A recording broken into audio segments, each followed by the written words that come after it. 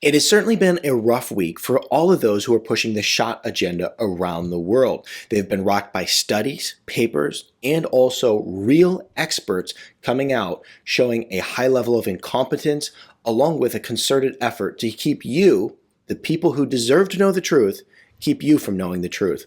We're going to break this all down, but before we do, I'm Dr. Nick Zarowski, and welcome to the channel. Be sure to subscribe, hit the bell notification, and make your way on over to drzee.tv, where you can also become a member. You'll get access to exclusive content, challenges, and it also supports us in making content like this. We're always on the brink of being kicked off of social media. Who knows, maybe this video right here will be enough to get us thrown off, but your support can help us continue to create content just like this to help you know the truth in all cases. So this new study, heart inflammation risk higher from the Moderna shot than the virus for those under 40. And this is quite alarming because basically, as we look at this, as we speak right now, this particular shot is being recommended to children, okay? This study was published in Nature and carried out by professors from multiple colleges, including the University of Oxford. This study goes on to say, the risk of developing a form of heart inflammation is higher for people younger than 40 after receiving the Moderna's virus shot than it is for those contracting the virus itself, according to the new study. Now, we've been told, of course, the opposite, that the risk or the benefits outweigh the risk, okay? Researchers found 15 excess cases per 1 million people who received a second dose of the shot compared to 10 extra cases of myocarditis following a positive virus test. Moderna's shot is typically taken in 2-dose regimen. The risk of myocarditis, a form of heart inflammation, was much higher following the second dose of the Moderna shot, but there were still 8 excess cases per 1 million people following the first dose as well. The experts go on to say it's time to abandon the belief that the virus's myocarditis risk is always higher than the risk of the shot itself. Okay, we've been told this from the very beginning. For some individuals, myocarditis risks of the shot are higher than those of the disease, according to this expert over at the University of Oxford. Okay, and so there are some countries, including Finland, around the world that have already put the kibosh on this. But the reality is that in the US, what we have seen is that this has been pushed at all cost, at the cost of you getting the risk of these other dangerous conditions, at the cost of everything, okay?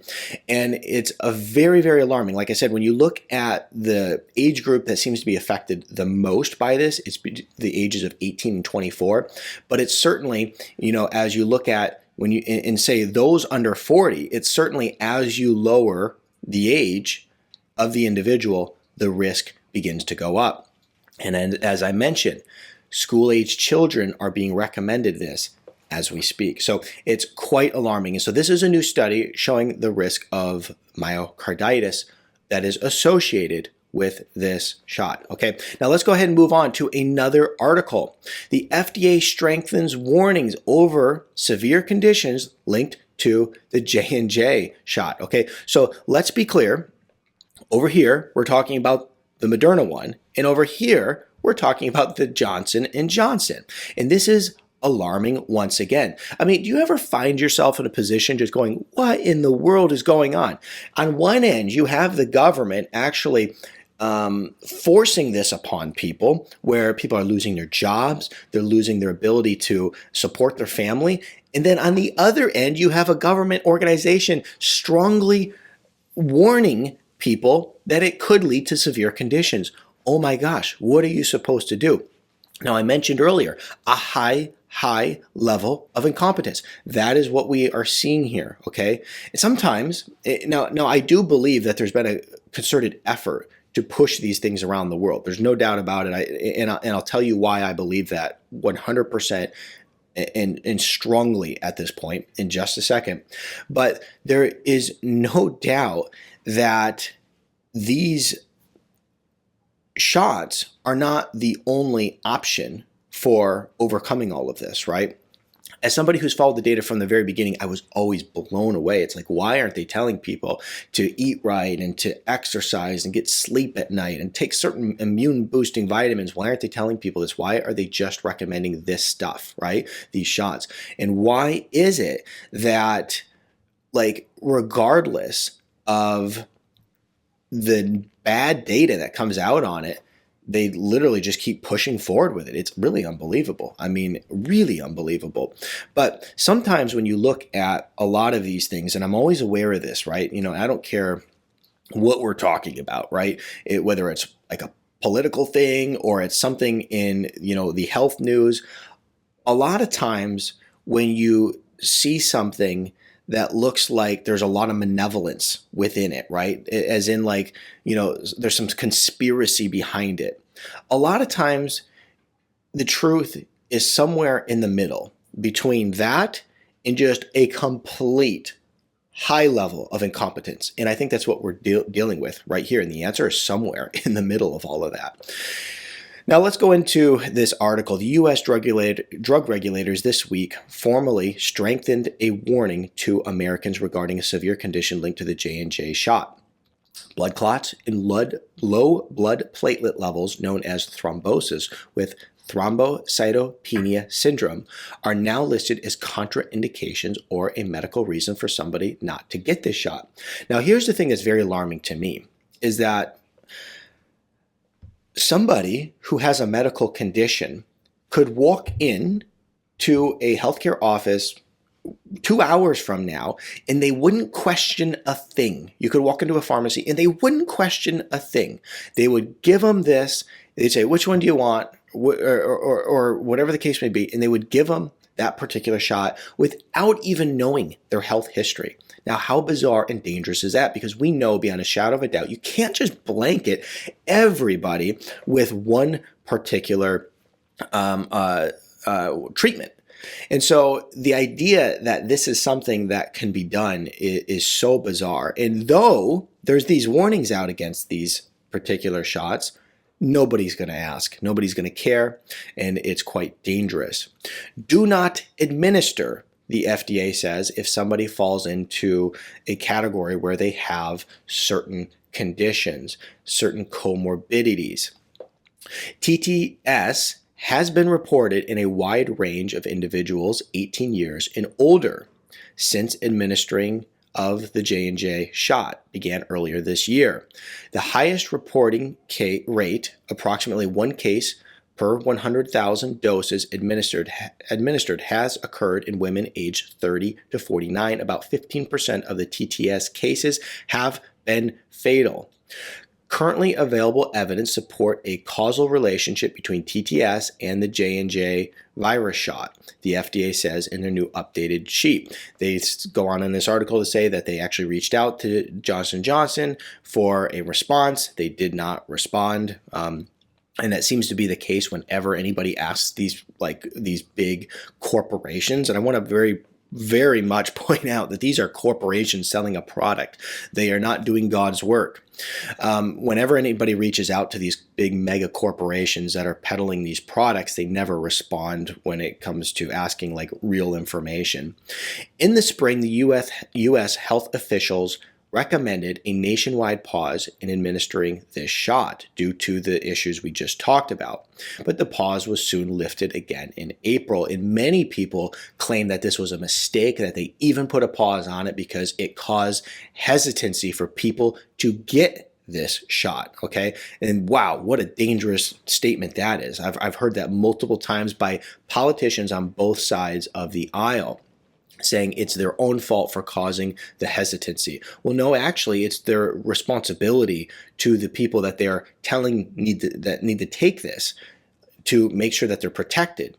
The FDA and CDC said at the time that officials were confident that the shot was safe and effective for preventing COVID-19. The FDA said that the available data showed that the known and potential benefits outweigh its known and potential risk. So here's the thing, is that they're basically saying that at the time, the officials were confident that it was safe, okay, at preventing the virus. Well, that's an interesting statement to make, okay? Because let's say you have extraordinary, really, really bad hand pain. Well, we can stop the hand pain by basically just cutting off your limb. But is that a good solution? So the idea that we should just say, well, our goal is to stop this virus at all costs, and it doesn't matter the fallout that happens on the other side of it because we stop the virus. Well, I don't think that's a very good solution. Just like it's not a good solution to cut your hand off because it's causing pain, right? We have to think of the other issues that it causes in the body.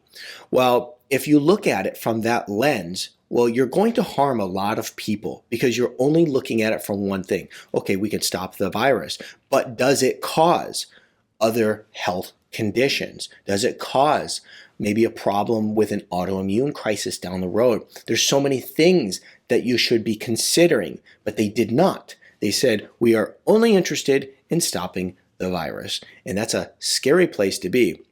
Once again, you find yourself in a very odd place when you have the federal government pushing this down on you, and then you also have a government agency telling you that there's a lot of dangers involved with doing what they are actually pushing you to do. I work with people every day. It's an enormous issue, especially right now for federal contractors who are trying to maintain their job but are having this forced on them. They're hiring lawyers, they're fighting it, they're doing everything they can.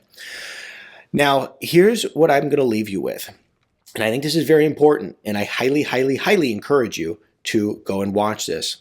On the Joe Rogan podcast, there was an episode recently with Dr. Peter McCullough. He is an expert. He is highly, I want to say decorated, but he's highly, highly educated, and also he has published a tremendous amount of papers in medical journals. He runs a medical journal. He is unbelievably intelligent, and he talks about his passion for helping people. And like when you watch this, I'm telling you, this will blow your mind. He talks about his passion for helping people and how there could have been things that were done that could have changed the trajectory of the entire pandemic if things were done. But however, there was a concerted effort to diminish certain treatments. There's been an effort to not tell the truth. There's been an extraordinarily high level of incompetence. Like, this guy is bright and sharp, and I highly recommend you go over and watch this interview. It's literally the best interview that I have heard on this topic since the whole thing started. Okay, so I highly recommend you watch this. And then also I highly recommend you go to Dr. Z TV and become a member and show some support for the production of content like this. As I mentioned, we're always on the brink of being thrown off these social media platforms, and we really need your support in order to continue to bring you up-to-date information like this. So hope you enjoyed this video. If you like this one, I think you'll really like this one next.